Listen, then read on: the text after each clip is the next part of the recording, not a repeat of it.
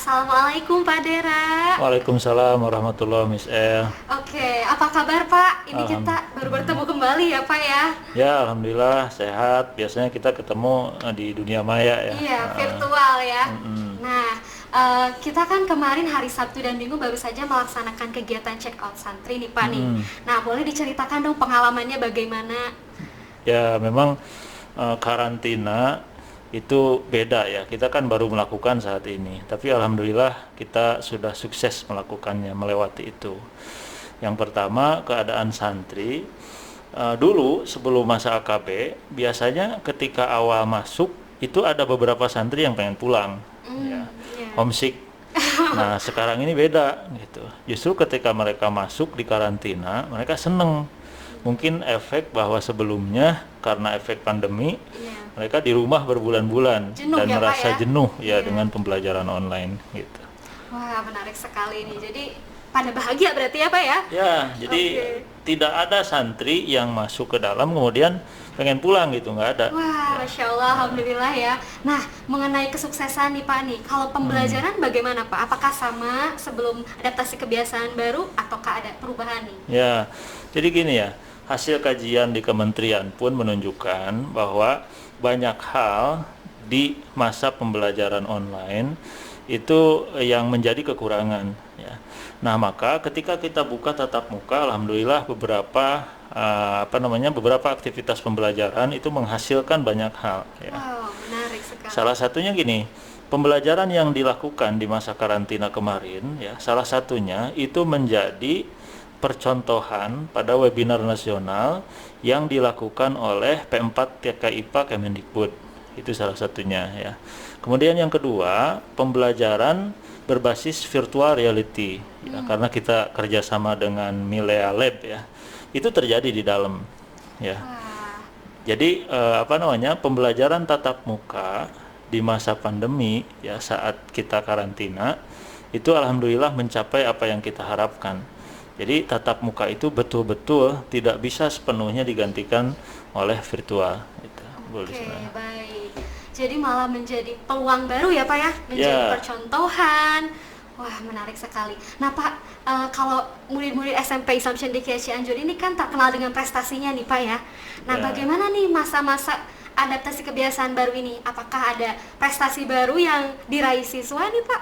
Oh ya, jadi gini ya, memang ketika kita berani bilang AKB kita berhasil, memang indikatornya tuh yang pertama adalah santri dan semua para pendidik dan tenaga kependidikan yang ada di dalam itu sehat.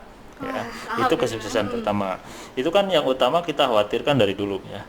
Nah, yang kedua, proses pendidikan dan pembiasaan kepesantrenan itu berjalan. Itu yang sulit dikonversi secara online. Ya. Contoh bimbingan saat sholat tahajud bersamaan dengan ustadznya kan itu susah di online kan ya. Nah, berikutnya tadi ke pertanyaan Miss Ea tentang gimana sih di pandemi ini, apakah anak-anak kita masih memiliki pengalaman untuk berprestasi ya, atau kesempatan untuk berprestasi. Nah, alhamdulillah walaupun di masa pandemi ini banyak keterbatasan, ternyata santri-santri kita mampu melihat peluang ya dalam tantangan ini. Terbukti semasa karantina banyak santri kita yang mendapat prestasi. Wah, Masya Allah, menarik sekali ya. Mendapat prestasi yang dilakukan kompetisinya itu secara online. Ada bidang pidato bahasa Inggris, ada bahasa Arab, kemudian ada yang lainnya, itu bisa dilihatlah di sosial media kita ya, Bu Lisna. Gitu. Selalu update ya Pak ya? Ya, selalu update. Dan prestasinya juga menarik-menarik ya, ada mulai dari bidang bahasa ya, pidato. Oke, menarik sekali ya. Dan kemudian nih pastinya dalam melaksanakan adaptasi kebiasaan baru ini ada berbagai kendala-kendala yang dihadapi ya, di balik semua kesuksesan itu ya Pak ya. Nah, bisa diceritakan mungkin adakah kendala-kendalanya Pak? Ya, memang kendalanya gini ya. Ada kendala yang kita hadapi. Yang pertama, saat AKB ini dimulai, saat santri waktu itu baru mulai check-in. Ya. Nah, kan kegiatan di sekolah ini kita riset. Ya. Yang biasanya begini kita lakukan begitu gitu ya. Nah, itu butuh penyesuaian. setidaknya 1 dan 2 minggu lah, 1 sampai 2 minggu. Tapi setelah melewati itu, alhamdulillah kesini polanya ketemu dan berjalan dengan baik. Yang kedua, kita terkendala kemarin itu pengalamannya masalah koneksi. Karena sebelum masa pandemi, santri itu kan tidak semua bawa laptop. Tapi saat karantina, santri semuanya bawa laptop. Wajib ya Pak ya? Untuk kemudian laptop itu digunakan bersamaan dalam waktu yang sama. Nah, sehingga sempat ada trouble dalam masalah koneksi. Nah, tapi setelah kita rumuskan berbagai strateginya, solusinya, alhamdulillah itu bisa diatasi.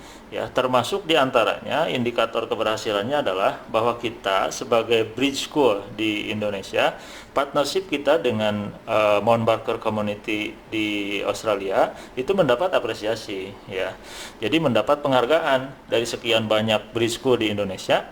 Nah, partnership kita ya dengan salah satu sekolah di Australia itu ternyata berjalan dan berprestasi. Ya, buktinya itu akan mendapat penghargaan insya Allah dalam waktu dekat. Ya, ini membuktikan bahwa pembelajaran online ya yang dilakukan di masa adaptasi kebiasaan baru ini berjalan.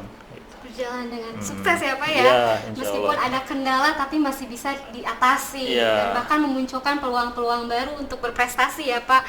Betul. Wah, menarik sekali nih Pak. Nah, selanjutnya nih Pak, setelah melihat keberhasilan gelombang yang pertama ya Pak ya, bisa kita katakan seperti itu, rencana kedepannya bagaimana Pak setelah santri check out, adakah rencananya Pak? Ya, memang secara kronologis kan gini ya misalnya, kita bisa membuka gelombang 1 itu karena dukungan banyak pihak, dukungan orang tua, dukungan komite sekolah ya yang juga mewakili orang tua, gugus tugas, para asatiz dan semuanya.